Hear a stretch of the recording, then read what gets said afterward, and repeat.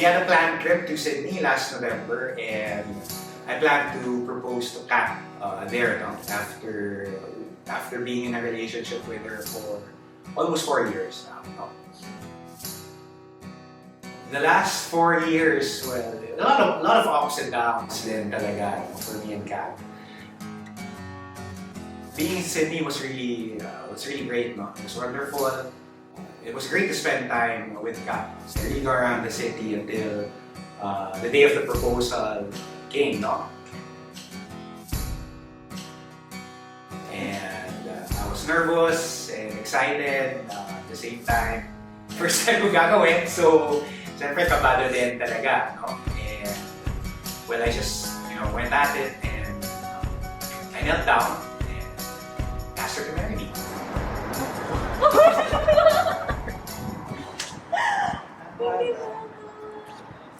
Oh, wow. Really excited.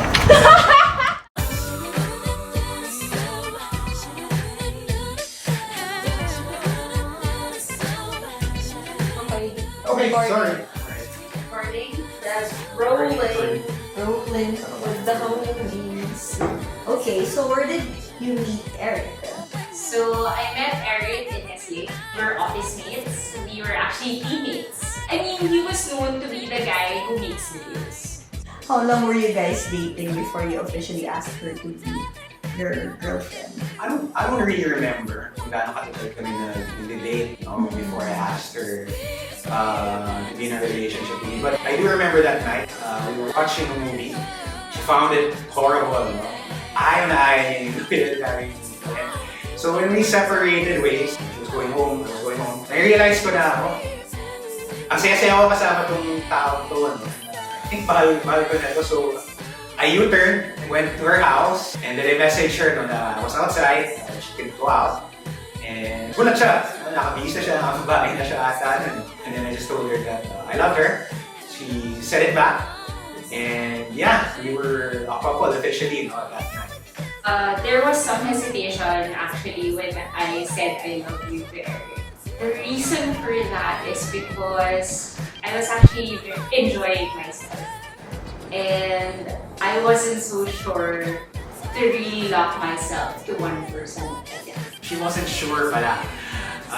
Paano, but decided to say it anyway. So ako, natawa na lang ako. Dahil, sorry, wala nang bawian. Diba? And well, it didn't really matter to me then, no? Because kahit 1% lang siya sure, to me, alam ko, no, na 100%, no? So I'll just have to earn, the 99% after. I actually became sure that I wanted to be with Eric when I was starting to meet his family and friends. We started to really hang out with his family, have dinners, and then ako kasi, I love my family, as in, number one priority. So dun ko nakita yung culture na, oh, okay, so you're like this also, that you put your family first. So medyo nag-align kami doon, and I think that's what made it work for us, no? We both have our families. She got to know my family, I got to know hers. And gradually, we really got to know each other's friends as well. I mean, it just felt like the family was getting bigger, our group of friends getting bigger. When I realized that throughout our relationship, that's when I understood that this is something that we can build on. Hi, thank you. Through all these experiences with her, I guess the only thing that I can really describe, or the only way I can encapsulate the 4 years there, is that it just felt like I found home. She feels like home, and that really made me decide now, let's make a home together. So how did the proposal happen? How did you plan the entire proposal? Take us back to that day. Leave me breathless. I got the ring a few weeks before going to Sydney. And the moment I told my friends and my family that I was gonna propose to Kat, ang sabi nila is, please Eric, huwag mo lang mawawala yung singsing. Because a couple of days before leaving for Sydney, when I woke up, I couldn't find it. I was like searching for the ring, and then I was telling myself, oh my God, wala pa nga doon, nawala mo na. And then, after a few moments, nakita ko na nahulog lang pala sa gilid ng kama. No? So, legit naman yung mga concerns ng mga pamilya ko at saka ng kaibigan ko. No? So, for the first few days, we went around the city. It was kind of weird lang to be around her, knowing that this was the person I was gonna propose to. My friends, my close friends, told me he's going to propose. And I'm like, chill guys. I just didn't want to put in my mind that it's going to happen there. When we got there to Sydney, I really didn't know where to propose yet. So, I was talking to my friend, and then finally we saw a great place. We saw the observatory, and when I saw that place, I said, yeah, let's do that. Let's go to the observatory. Let's propose there. So, we went straight there. Inabang namin yung sunset. And then we were rushing so bad because we were trying to get the sunset picture. We parked and then we went through stairs and streets and then went to the area where we were supposed to see the sunset. I was like, oh, okay, very nice. The sunset's very nice. For some reason, actually, I was so surprised. There was no people inside the visiting room. I was like, okay, so cool, okay. And then Eric came up to me, and then he told me to take pictures. And then later, after taking a picture, he said that he had a question. And I was like, what question? And then I see him leaning down, and I was like, oh my God. I was so shocked. And then he didn't say anything.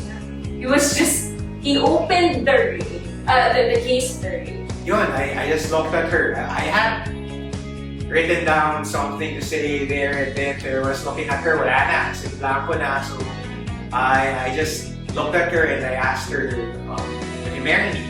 And then I said yes. And then something happened.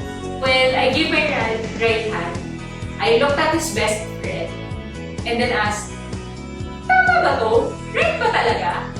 Tapos biglang ginanong ko yung kamay ko. So ginanong yung... Before it fell over the edge, nakuha ko pa. And I could hear her. She was just like laughing so loud. No, because I got it wrong. It's on the left, right?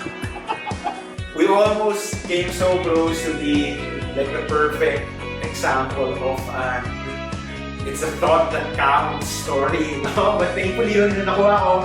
Tumatawa talaga ako.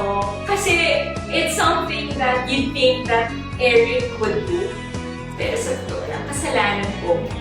And put the ring on her finger and yeah, we hugged, we kissed, and yun, I guess we were just really enjoying the moment and we parang just thinking, wow, we're gonna get married. I felt happy. I felt happy that it was him. Na ito na talaga. I've been telling stories of my friends, also of couples, no, of how they met, how they fell in love, and how they got engaged. And you always wonder, or at least I always wondered, ano kaya yung feeling na yun? Ano yung feeling my love? Ano yung feeling na mahanap na talaga yung tao na gusto mong pakasalan, to spend the rest of your life with, no? And it just feels great that I finally get to tell a story of my own. And it's a story with Kat. And all I can say, I guess, is it was worth the wait.